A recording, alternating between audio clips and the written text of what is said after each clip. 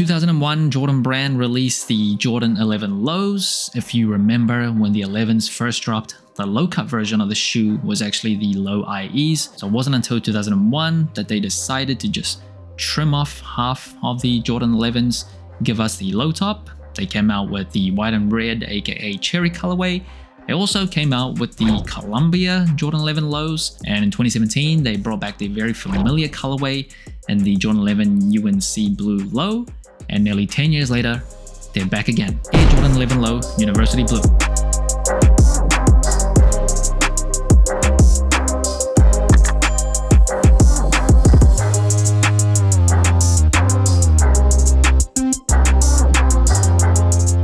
Shoe is dropping on April 18th for $195. I swear, every time I review a shoe, the price somehow gets higher and higher. Last year it was pretty sure 190, maybe 185 even, I don't know. But I just feel like recently the prices for shoes, I guess everything in general is just crawling up. And anyway, the University Blue color on a Jordan Brand shoe, you of course should be familiar with it by now. He went to North Carolina, he was a Tar Heel. That is a staple for many of his shoes. And first impressions of the Jordan 11 UNC Low, love it. I've said many times the UNC Blue may be my favorite color on a Jordan Brand sneaker, and on this shoe, just so simple, it just looks so clean.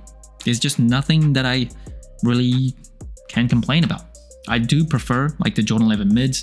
I do just think that shoe looks better as a mid cut rather than low cut, but if I'm just judging the colorway by itself, I think it looks really nice. Now in terms of the box, they are bringing back the Michael Jordan face box. This is like the 4th or 5th shoe that I've reviewed this year. It came with this box, and this was something they would give us in the early to mid 2000s, and inside you will see that carbon fiber looking paper. And in terms of the materials, this shoe doesn't come with the ballistic nylon mesh like some other general release Jordan 11s, but what it does have is the most distinct thing about the 11s, that is the patent leather and this UNC blue here.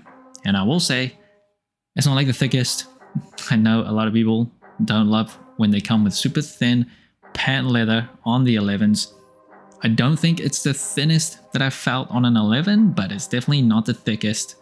So there's that. Yes, it will crease and you might not like it, but that is part of the Jordan 11 experience. Now in terms of the leather on the other parts, wouldn't say it's super premium or anything. And moving up the tongue, when you flip it like horizontally, you will see that Jumpman Jordan tag.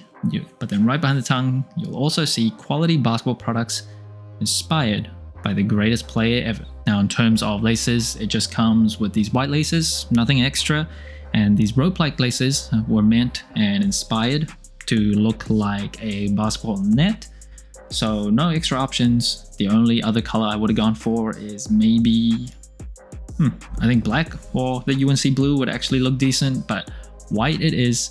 And moving around to the booty of the shoe, you will get that 23 that is printed right on that booty tab, with the Jumpman right below. So pretty simple colorway here, and a lot of times the simpler the better. Now in terms of the cushioning of the 11s, comes with a Phylon midsole with a full length Nike Air unit as well as a carbon fiber plate.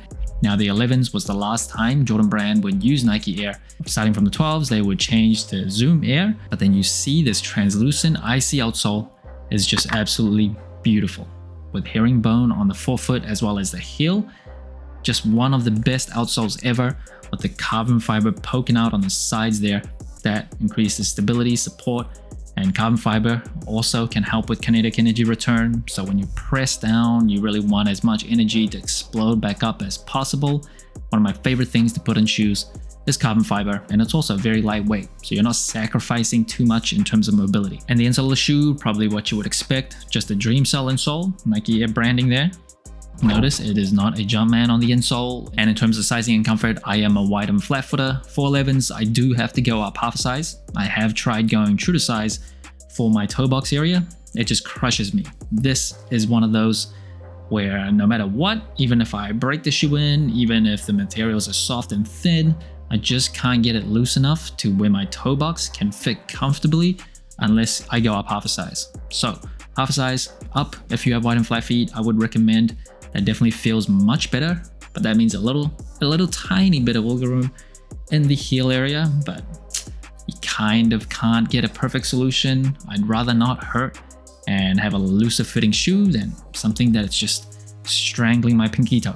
And in terms of overall just comfort, carbon fiber can feel kind of stiff to some people. If you're someone that prefers a lot of flex and a lot of flexibility to your sneakers for casual use anyway, this might put you off. It is also relatively low to the ground, so again, if you really want a thick-soled shoe, this may not be it for you. In fact, most older Jordan shoes may not be it for you. And that brings the total sole score of the Jordan 11 Low UNC Blue to 30 out of 40, a pretty high score compared to other general releases. Now first, it is colorway. For me, you can't go wrong with a white and UNC blue on a Jordan brand shoe. I'm always going to like it at the very least. So nothing different here. For me, this is right up my alley. And in terms of the materials, I don't think it's anything super premium. It is, I will say, not the thinnest patent leather that I've ever felt, but it's definitely like not the thickest as well. In terms of comfort, the 11s have always been pretty comfortable for me. It is actually relatively a lightweight shoe considering this shoe came out like 30 years ago. The carbon fiber can feel kind of stiff to some people that aren't too used to wearing like basketball shoes as a casual shoe. That might kind of throw you off a bit, but from Jordan 1 to 14, I think it's decently comfortable. And in terms of the versatility, let me know what you think, but I think the 11 lows might be more wearable. I like the mids better as a sneaker person myself, but I think most people will look at the low cut and choose it over the mids. And in terms of the wearability of the colorway, white and light blue, UNC blue, university blue, I think it's a super easy to wear colorway. You just can't really go wrong with this, especially with summer coming up. Yeah, this will look great. And today's throwback of the day, it is the Jordan 11 Low Tuxedo that first dropped in 2013. And it is quite a general setup. You get the ballistic nylon mesh, you get that patent leather, you get the beautiful outsole there. I don't know if this shoe is coming back, but this black and white setup is just very, very easy to wear. I would not complain one bit if they brought this shoe back. The 11s are just one of the best sneakers that has ever been made. Honestly, it's just one of the best things that have ever been made. They have turned a ton of really good colorways to a low cut, and it still looks great. The Bread, the Space Jams, I'm probably forgetting a few, and these lows, yeah, I don't know what you think about them, but to me, they're nice and simple, and sometimes that is more than enough. So that's it. Thanks for watching. Sole Inclined. Let me know what you think of the Air Jordan 11 Low University Blue. Like, subscribe, comment, all the good stuff. And remember, tomorrow may never come, so wear your shoes.